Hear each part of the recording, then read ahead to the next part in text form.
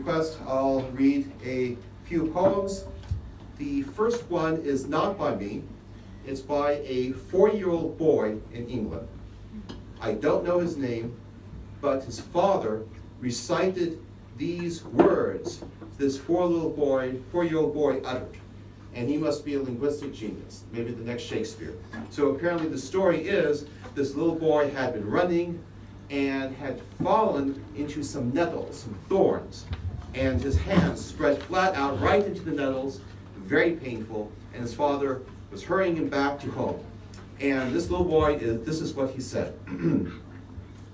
It's bad, it's bad, it's the baddest.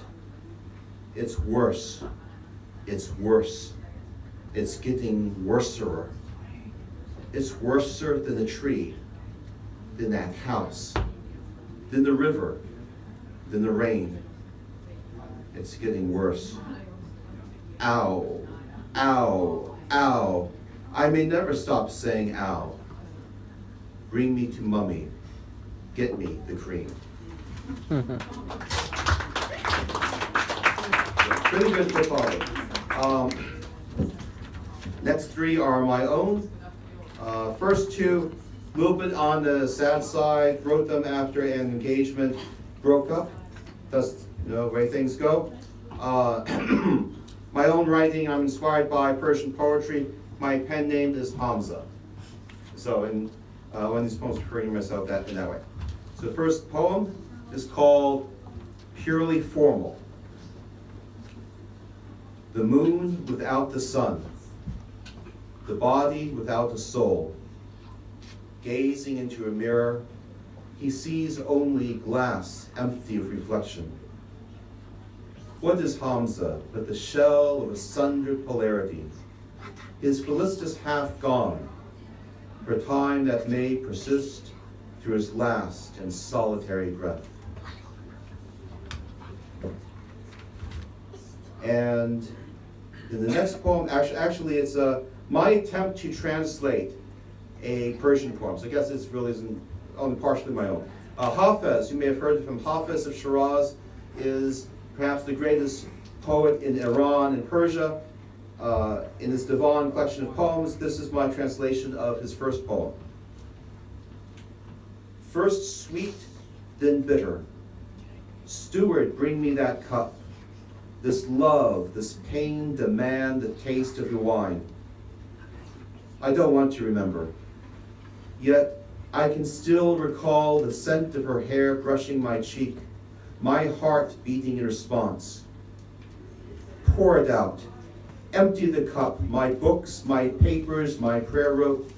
I pick the card of the Knight of Cups. Let the grape's blood stain it all. I can't rest here. There is no safe space, no hiding place at all. Don't you hear it, that call? It's coming. I must go now. The waves crash. The sea, like my heart, beats ever restlessly. In that pitch midnight, no one ashore, the boat's empty, will hear me. I took my own path, followed my own way. It destroyed my reputation. No matter. They gather in their seminars. The secret still remains hidden. Hafez, don't stay away. If you have the privilege of patient desire, when you do find her your love, then just let the world go.